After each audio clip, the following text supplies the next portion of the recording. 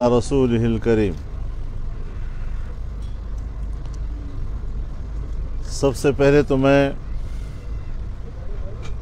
جناب لیاقت خٹک صاحب اور ان کے صاحبزادے عبدالحد خٹک صاحب کا جمعیت علماء اسلام میں شمولیت پر ان کا خیر مقدم کرتا ہوں، ان کا شکر گزار ہوں اور امید رکھتا ہوں کہ ان کے اس فیصلے سے جمعیت علماء اسلام اور اس کے نظریے اور اس کے نصب العین کو تقویت ملے گی اور اللہ تعالیٰ اس محاذ پر ہماری مدد فرمائے۔ ظاہر ہے لیاقت خٹک صاحب اپنی ایک اہمیت اور خلاف، تمہارا کردار کیا ہے جس کو اپنے کردار پر نہ حیا آئے نہ اس پر وہ شرمندہ ہو، وہ اس قسم کی گفتگو کرتا ہے اور ہمارا حاکم ہے۔ ہم نے تو آج تک تمہاری ذات کو چھیڑا نہیں ہے، ورنہ تمہاری ذات اور ذاتی کردار کی لاس اینجلس لے کر ڈی چو تک کی بدبودار اور تعفن کردار کا ہمیں پتہ نہیں ہے کیا؟ ہم تمہیں نہیں جانتے، لیکن ہمیں حیا آتی ہے کہ تمہارے کردار پر بات کریں، اور تم ایک صاف ستھرے اور اجلے کردار پر گندگی پھینکنے کی کوشش کر رہے ہو۔ ایک ایسا شخص ہمارے پاک دامنی کو داغدار کر رہا ہے جس کا نہ اگلا دامن ہے نہ پچھلا دامن ہے۔ یہ ہوتے ہیں لوگوں کے کردار۔ کہتے ہیں میں تو ریاست مدینہ بنانا چاہتا ہوں، تمہاری شکل دیکھو ریاست مدینہ کا تقدس، چنسبت خاک ربا عالم پاک، توہین کرتے ہو۔ تمہیں خاتم النبیین کا لفظ کہنا نہیں آتا، تمہیں رسول اللہ صلی اللہ علیہ وسلم پر درود پڑھنا نہیں آتا، رحمت للعالمین اتھارٹیاں بنا رہے ہو۔ کیا ڈرامے ہیں جو تم کر رہے ہو؟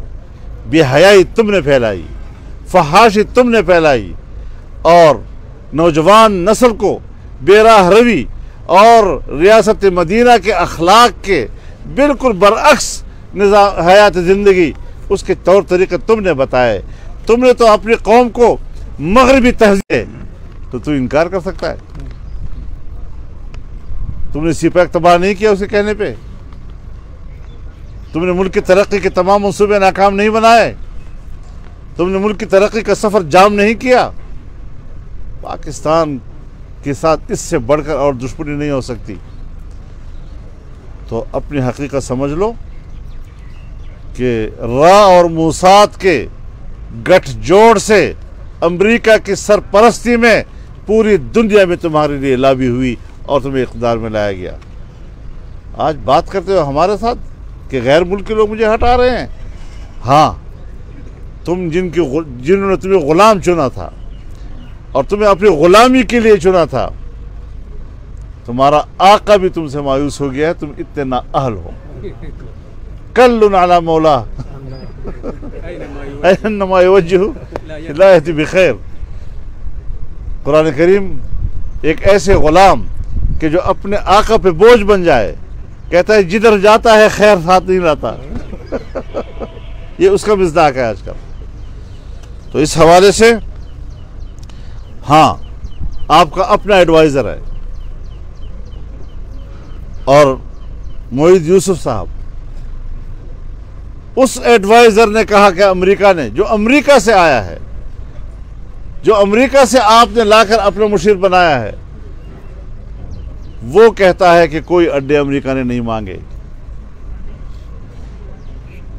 تو آپ کہاں سے بول رہے ہیں کہ امریکہ نے اڈے مانگے اور میں نے انکار کر دیا؟ تمہارے اوقات ہے کہ تم انکار کر سکو؟ بڑی بڑی باتیں کرنا، یہ وقت گزر چکا ہے تیرا۔ اب تم بے نقاب ہو چکے ہو، اب تم ایکسپوز ہو چکے ہو، اب دوبارہ وہ باتیں نہ دہراؤ، وہ دن گزر گئے۔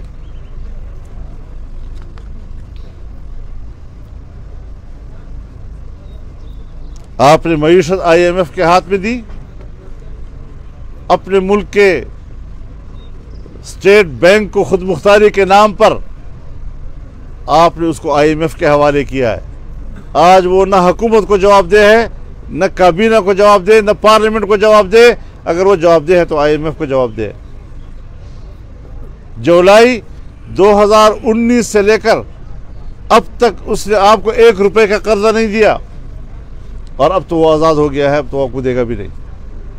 دنیا آپ کو قرضہ دینے کے لیے تیار نہیں ہے کہ آپ واپس نہیں کر سکتے. زر مبادلہ کے ذخائر میں 1 روپیہ قرضے کا ہے اس وقت. اپنے پاکستان کی کوئی کمائی اس میں شامل نہیں ہے. یہ تمہاری حالت ہے، اور اس حالت میں تم ہمیں گالیاں دیتے ہو. مشکل یہ ہے کہ ہم شریف لوگ ہیں، ہماری زبان پر گالی آتی نہیں، ہماری زبان پر گالی آتی نہیں ہے.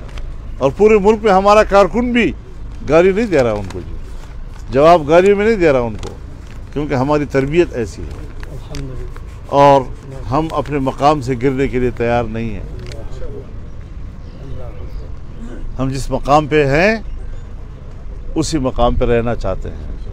ہم گرتے نہیں ہیں، اقتدار میں ہوں یا نہ ہوں، لیکن اپنا جو ایک مقام ہمیں شریعت نے بتایا ہے اور حق راستے کے کردار کا ایک منہج ہمیں عطا کیا ہے، ہم اس پہ قائم ہیں انشاءاللہ العزیز، اور اسی کے مطابق ہم آگے بڑھیں گے.